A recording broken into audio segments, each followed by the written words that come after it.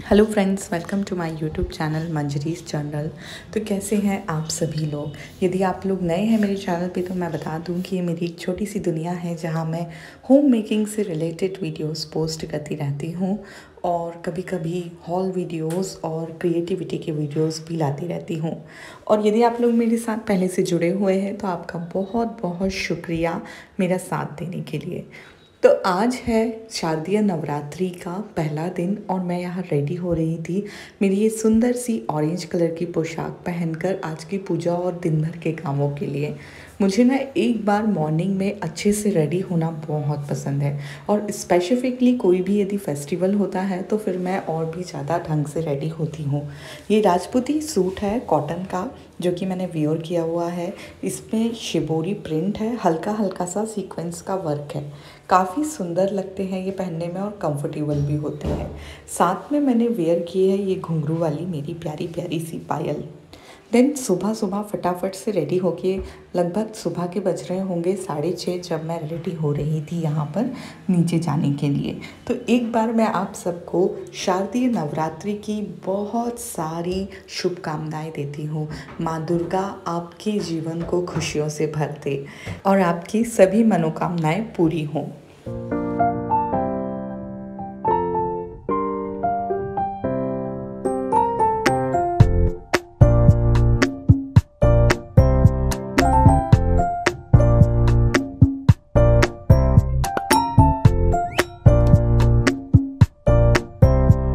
और यदि आपने पिछला ब्लॉग देखा हो तो देखा होगा कि किस तरह से मैंने मंदिर को डेकोरेट किया है।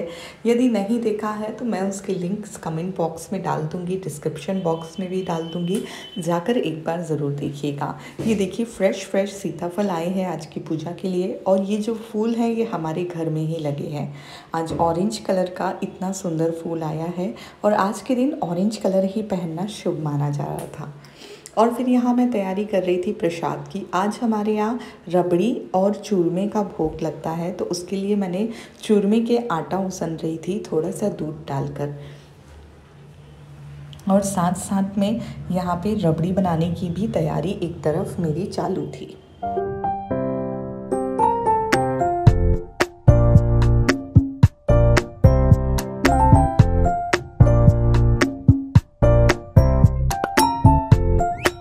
सारे काम होते हैं आज के दिन तो मैं और मेरे सासू जी दोनों भी मिलकर सारे काम करते हैं।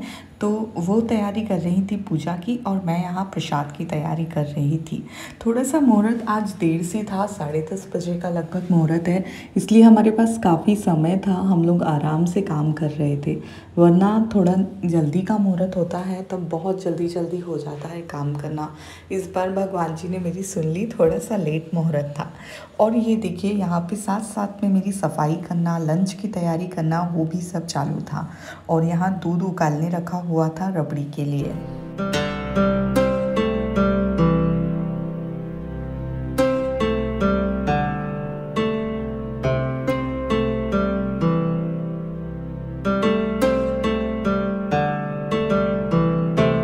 और यहाँ माँ कर रही थी तैयारी पूजा की तो वो पहले सारे भगवान जी को एक बार नहला रही थी और जो भी उनके कपड़े थे नए पहनाने के वो पहना रही थी। फिर मैं गई एक छोटी सी बास्केट जिसमें हम लगाने वाले हैं जो दोरबा लगाते हैं ना, उसको क्या कहते हैं, जौ बोते हैं माता जी के, तो उसके लिए मैं मिट्टी इसमें कर रही थी। तो एक बार मिट्टी मैंने पूरी तोड़ ली एंड देन उसको बहुत सारे पानी से भिगा ली जिससे कि वो नरम हो जाए।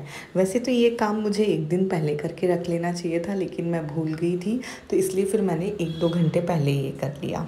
एक दिन पहले करने से मिट्टी ज़्यादा अच्छी हो जाती है। और यहाँ तब तक लगभग सभी भगवान जी तैयार हो गए थे, बस थोड़ा बहुत जो बाकी था वो माँ कंप्लीट कर रही थी। तो तब तक फिर मैंने सोचा मेरा आटा भी भीग गया है, अब मैं पराठे बना लेती हूँ चूरमे के लिए और साथ साथ में एक पराठा बनेगा भोग के लिए। वैसे तो हमारे यहाँ रोटी वाली आंटी आती हैं रोटी बनाने फुलके बनाने के लिए, लेकिन जब प्रसाद की बारी आती है तो फिर मैं खुद बनाना ही प्रेफर करती हूँ कि मैं खुद बनाऊँ। तो सबसे पहले मैंने बनाई थी गाय की रोटी और फिर उसके बाद में बनाया था मैंने चूरमे का पराठा एंड देन बनाई थी एक पराठा छोटा सा भगवान जी को भोग लगाने के लिए।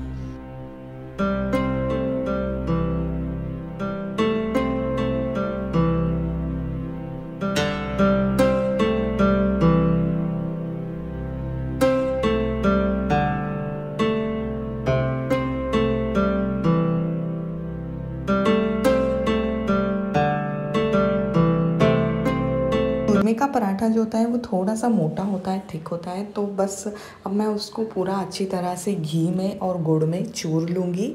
और बहुत सारा घी लगता है इसमें, लेकिन इसका स्वाद भी बहुत अच्छा होता है, बहुत जल्दी भी बन जाता है ये चूरमा। और साथ ही साथ जिसके यहाँ जैसा भोग लगता है उसको वैसा करना होता है। तो यहाँ मैं बहुत सारा घी डाल के चूरमा रेडी कर रही थी।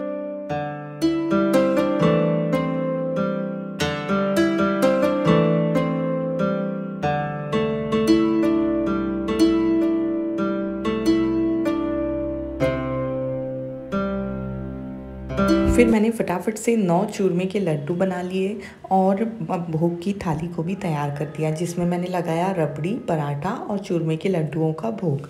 और ये चांदी की बहुत सुंदर सी थाली है जिसमें मैंने भोग प्रसाद लगाया। और ऐसे करके छोटी छोटी ना बहुत सारी तैयारियां होती हैं जो करने की होती है।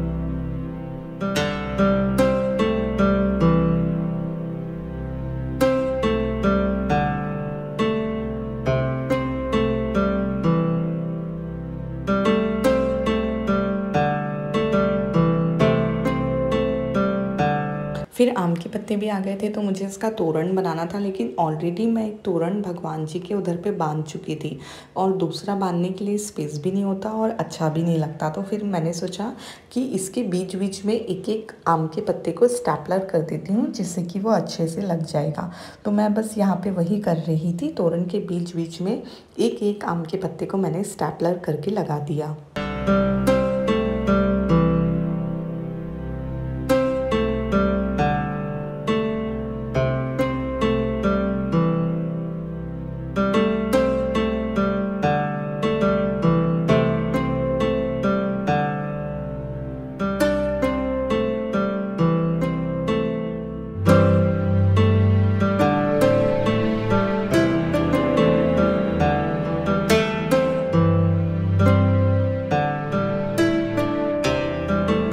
रंगोली बनाने का मेरे पास बहुत टाइम नहीं था, तो फिर मैंने बस थोड़ा सा कलर करवाया जो मेरी सिस्टर आई हुई है उससे। एक ये MDF का मेरे पास राउंड पड़ा हुआ था उस पर, और फिर मैंने उस पर जो रेडीमेड रंगोली के बने बनाए आते हैं, ये कहीं से गिफ्ट आए थे, उसको मैंने सजा दिया अच्छे से। और देन उसके बाद थोड़े बहुत उस पर फ्लावर भी सजा दिए जिससे वो बहुत सुंदर दिखने लगा। काम तो हमें सभी करना होता है, तो इसलिए हमें बस ऐसा सोच लेना चाहिए कि किसको करने से थोड़ा सा ये जल्दी हो जाएगा और खूबसूरत भी दिखेगा। तो मैं बस हमेशा यही करती हूँ, ट्रिक लगाती हूँ कि किससे काम मेरा जल्दी भी हो जाए और सुंदर भी दिखे। तो यहाँ मैंने वही किया कि मुझे रंगोली तो बनानी थी, लेकिन मेरे पास समय नहीं था और जल्दी से जल्दी बन जाए ऐसा मैं काम करना चाहती थी। तो इसलिए फिर मैंने डिसाइड किया कि ऐसा कर लेते हैं।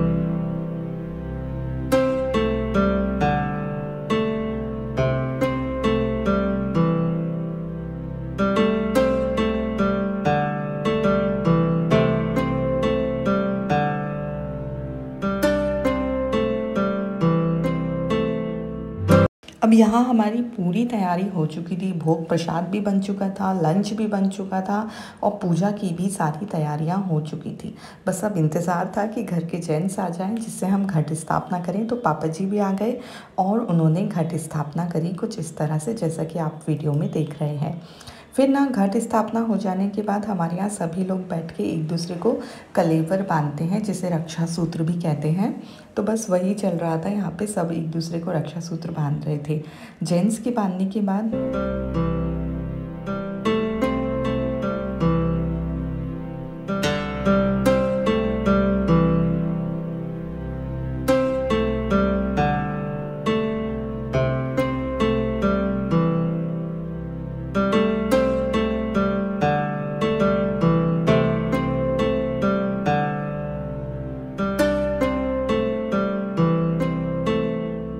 माँ ने हम सबको भी रक्षा सूत्र यहाँ बांधा। मेरी बहनें भी आई हुई थी तो उनको भी, मुझे भी।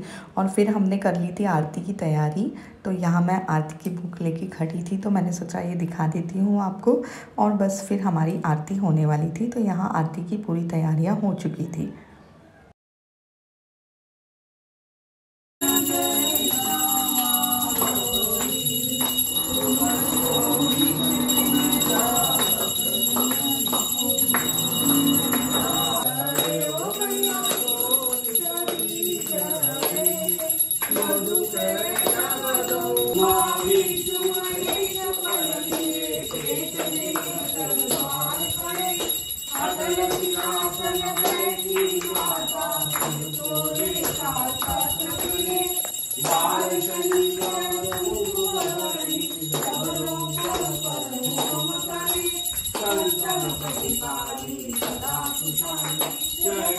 फिर आरती के बाद में सभी भगवान जी को धूप देते हैं और उसके बाद में ना सब घर में जितने भी बड़े लोग हैं सबको धूप देते हैं। एक बार आप दर्शन कर लीजिए कि हमारे यहाँ कितना सुंदर सब कुछ लग रहा था। भगवान जी भी कितने प्यारे लग रहे थे और सब कुछ कितना अच्छा लगने लगता है एकदम से घर में जब पूजा पाठ होती है तो सारा माहौल ना पॉजिटिव वाइब से भर जाता है। पूरे घर में ऐसा लगता है कि जैसे पॉजिटिव वाइब्स ही घूम रही हैं। और फिर उसके बाद में ना हमारे घर पे पूजा होने के बाद हम जाते हैं चाची जी के घर। वहाँ भी आरती करने के लिए जाते हैं सभी लोग। तो मैं बस वहीं जा रही थी, फिर वहाँ भी आरती हुई। कानन कुंडल शोभित नासाग्रे मोती मैया नासाग्रे मोती। और ये उनका भी मंदिर कितना सुंदर दिख रहा था। घर है ना बिल्कुल सुंदर सा लगने लगता है ऐसा नवरात्रि में, जब घर में सब कुछ त्यौहार मनाए जाते हैं ना तो बहुत अच्छा लगता है। फिर उसके बाद वहाँ से आने के बाद हम सब बैठ गए थे लंच करने के लिए साथ में। तो हम यहाँ लंच कर रहे थे, मस्ती कर रहे थे, बातें कर रहे थे। अब ये क्लिप है इवनिंग की, जब मैं इवनिंग की पूजा की तैयारी कर रही थी, इवनिंग की आरती की तैयारी कर रही थी। तो फिर मैंने थोड़ा सा रिकॉर्ड कर लिया उसको। एक्चुअली आरती वगैरह तो माँ ही करती है, लेकिन मैं तैयारी करके रख देती हूँ जिससे कि वो आएंगी तो उनको ईजी हो जाता है। और मैं रोज़ तुलसी जी में भी दिया लगाती हूँ, तो यहाँ बस मैं वही लगाने आई थी।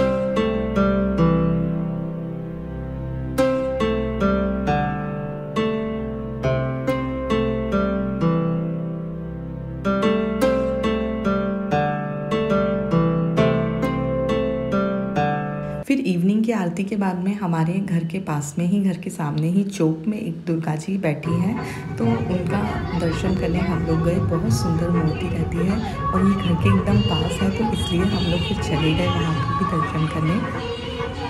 बहुत अच्छा लगता है जब ऐसे नवरात्रि का टाइम चलता है, पूरी शहर में रौनक होती है। और इस साइड में नवरात्रि का बहुत ज़्यादा क्रेज़ है, तो मुझे भी बहुत अच्छा लगता है और मुझे तो सेलिब्रेशंस वैसे ही पसंद है।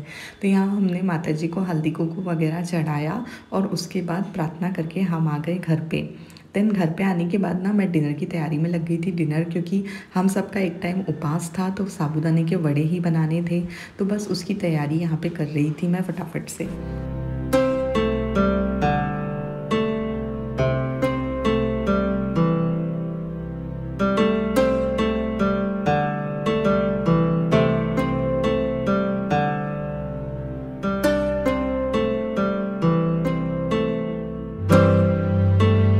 फिर बनाए फटाफट से साबूदाने के बड़े और सबको जिमाया। और बड़े के साथ में ना थोड़ी सी बगर भी बना ली थी, क्योंकि क्या होता है ना बड़े से पेट नहीं भराता और थोड़ा सा चाहिए रहता है साथ में कुछ। बस फिर यहाँ पे डिनर के बाद में मैंने भगवान जी को भी गुड नाइट बोला और अपने आप को भी, और फिर पूरा पैकअप किया, किचन विचन क्लीन किया, मेरे आखिरी के काम किए। देन यहाँ मैं आ गई थी ऊपर चेंज करने के लिए। तो बस दिन भर की थकान के बाद ना ऐसा चेहरा हो गया था, बिल्कुल बहुत ज़्यादा थकान हो गई थी। लेकिन हाँ बहुत अच्छा लगता है ऐसे नवरात्रि वगैरह में, और घर में भी बहुत रौनक रहती है और शहर में भी। चलिए अब मैं मिलूँगी आपसे नेक्स्ट ब्लॉग में, फिर कुछ नया लेकर आप लोगों के साथ में कुछ नया बांटते हुए। और यदि आप लोगों ने अभी तक मेरे चैनल को सब्सक्राइब नहीं किया है तो ये तो बहुत गलत बात है, फटाफट से मेरे चैनल को कर दीजिए सब्सक्राइब। और हाँ अपने फैमिली और फ्रेंड्स से भी शेयर कीजिए जिससे मेरी थोड़ी सी ग्रोथ हो सके। और कमेंट बॉक्स में एक हार्ट भी छोड़ते जाइए ताकि मैं नेक्स्ट वीडियो में आप लोगों को थैंक यू बोल सकूँ। और चलिए अब आपसे मुलाकात होगी नेक्स्ट वीडियो में। तब तक अपना ध्यान रखिए, बहुत धूमधाम से नवरात्रि मनाइए और खुश रहिए। Subscribe for more such videos.